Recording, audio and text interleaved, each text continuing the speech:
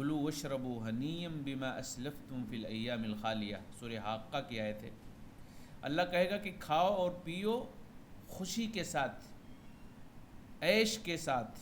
آرام کے ساتھ، فری ہو کر، بما اسلفتم فی الایام الخالیہ،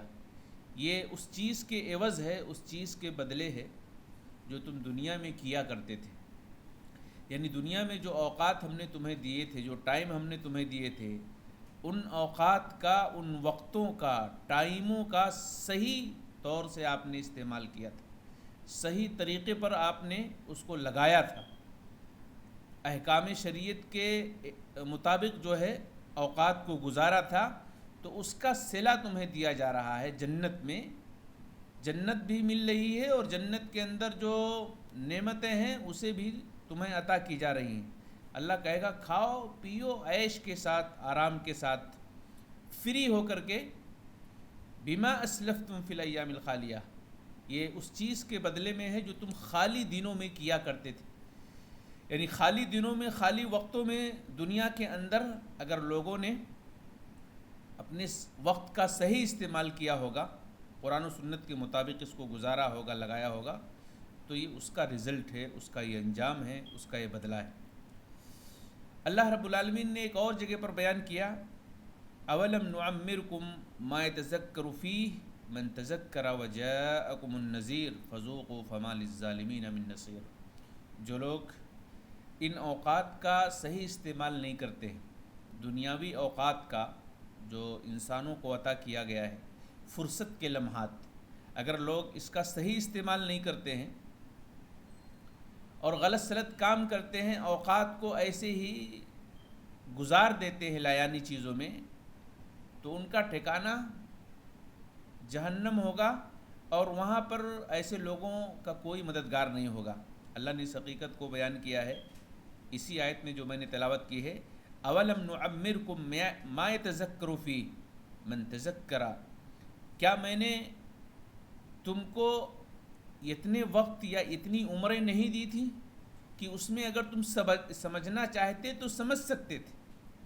اگر تم نصیحت حاصل کرنا چاہتے تو نصیحت مل سکتی تھی، نصیحت حاصل کر سکتے تھے، اور اس کے علاوہ تمہارے پاس میری طرف سے رسول بھی آیا تھا، میری طرف سے تمہارے پاس رسول بھی آیا تھا۔ رسول کے جانے کے بعد جو رسول کے وارثین ہوتے ہیں، علماء، اسی طریقے سے جو دین کے کام کرتے ہیں،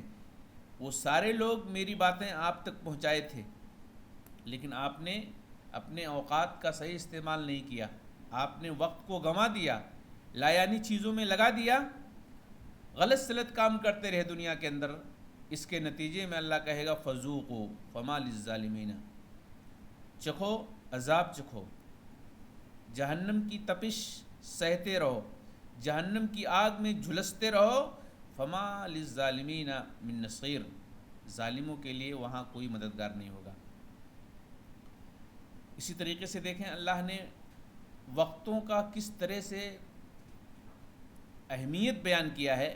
اللہ نے کہا والفجر ولیال عشر، والفجر ولیال عشر، قسم ہے فجر کی اور 10 راتوں کی۔ فجر کے وقت کی اللہ قسم کھا رہا ہے، 10 راتوں کی اللہ قسم کھا رہا ہے۔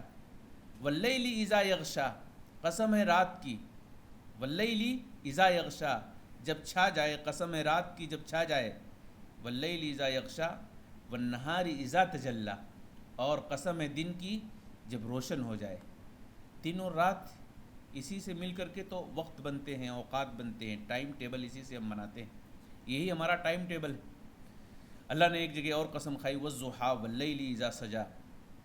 قسم ہے چاشت کی، چاشت کے وقت کی، واللیل اذا سجا، اور قسم ہے رات کی جب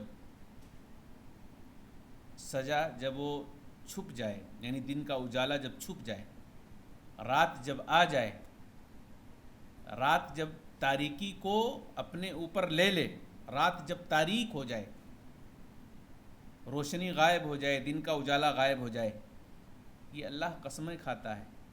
ان کی، یہ سارے کے سارے ٹائم ہیں، اوقات ہیں۔ اور اللہ نے ایک جگہ کہا والعصر ان الانسان لفی خسر، قسم ہے زمانے کی، بے شک سارے کے سارے لوگ خسارے میں ہیں۔ یعنی جو لوگ زمانہ کس کو بولتے ہیں؟ دن و رات کی گردش،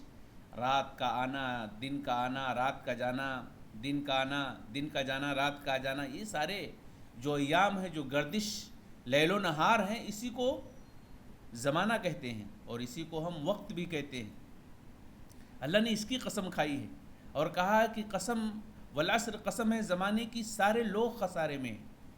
جو لوگ ان اوقات کا فائدہ نہیں اٹھاتے ہیں، دنیاوی زندگی میں مہلت اور فرصت کے مواقع کو غنیمت نہیں سمجھتے ہیں نا، ایسے تمام کے تمام لوگ خسارے اور گھاٹے میں۔